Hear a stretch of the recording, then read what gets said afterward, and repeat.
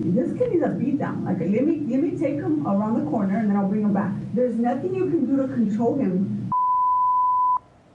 Back again to our top story. A day of development surrounding that leaked audio of 3 LA City Council members and a labor leader using racist language. Ron Herrera, the head of the LA County Federation of Labor, resigned tonight, and Nury Martinez stepped down as council president earlier today. But she did not resign from council, and neither have Kevin De Leon nor Gil Cedillo. And tonight the pressure is building for all 3 council members to resign. But what happens if they don't? KCAL 9's Lesley Marin live tonight outside LA City Hall with what could happen next. Lesley?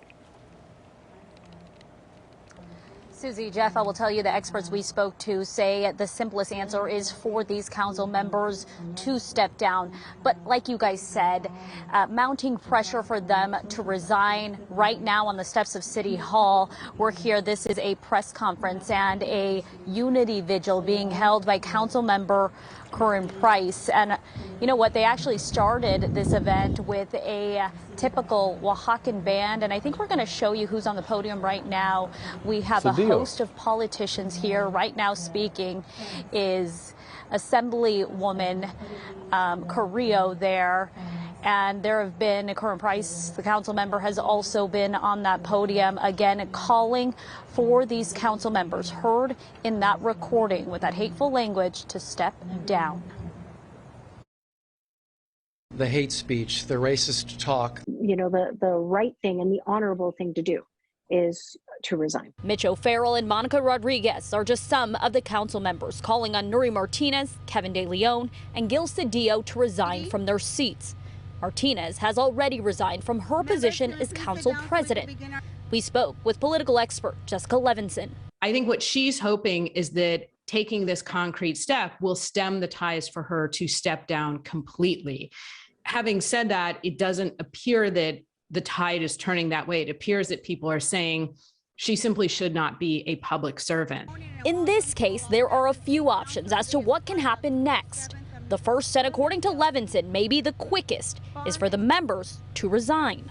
It's difficult for colleagues to oust a member of the city council, really, unless they just bow to political pressure. But one of the routes to try and remove somebody who the voters think is simply not fit to serve in office is to start a recall election. In the case of a recall, Martinez and De Leon would only be eligible, since Gil Cedillo lost his re-election bid back in June. It could be 6 to 8 months and a costly process for taxpayers. And recent recalls against Governor Newsom and District Attorney George Gascon have failed. History indicates that it's difficult to qualify these recall elections, and then once they do qualify, it's difficult for them to be successful. Members can also be censured, but continue to have full voting power.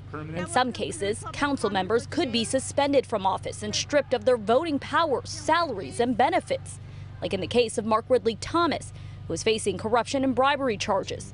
But according to Levinson, that wouldn't be possible here. It was a little bit different because there was a criminal investigation and criminal proceedings. Nothing is happening at this point with respect to a criminal proceeding or criminal investigation. If the council members do decide to step down, someone would either be appointed to the district or a special election will be held. Either way, it would take some time. We have really pressing problems that need to be addressed on the city level. What we could potentially see here is that Nury Martinez's district could have an absence for a certain period of time. The same with respect to Kevin De Leon's district. On Tuesday, the city council will meet for the first time since the recording surfaced. Councilmember Rodriguez plans to introduce a motion to vote in a new council president. Begin the work for our body to start the healing process. I think it's imperative that we move swiftly.